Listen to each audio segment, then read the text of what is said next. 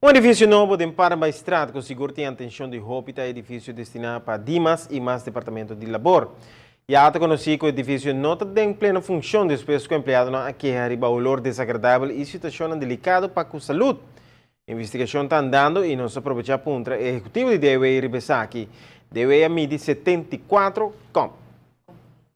Não tem nenhum componente material tóxico que está daninho para a saúde de personal, de empregado.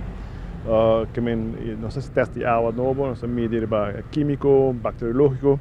Tudo testa a salir bom, donando o estado que o edifício está ok, pero tem dois pontos que era item habrita, era piso 5, lá tem rolo ainda, e era piso 4, tem rolo ainda também. Que o nosso Conselho de Governo, nosso Conselho de Ministros, está Benício Wenger e Ministro Paulo Cruz, para não abrir edifício teórico, nós cabe solucionar a origem de rolona aqui. Semana passada, se descobri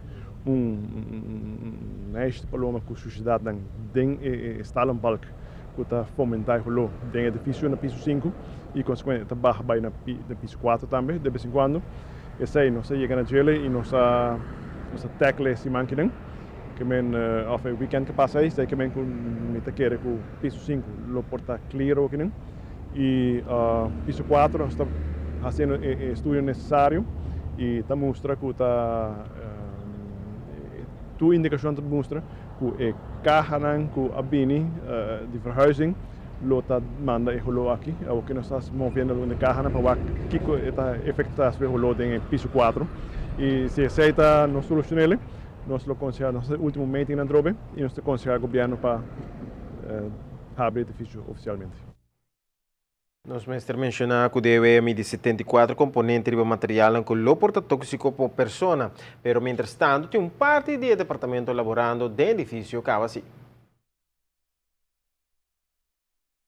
Tem alguma parte limitada de departamento trabalhando, riba piso 2 e 3, e parte de 5 também trabalhando, na SIG trabalha.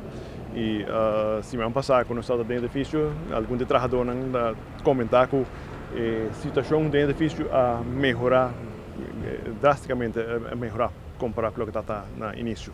Que está dando uma boa indicação que o resultado não está por chegar.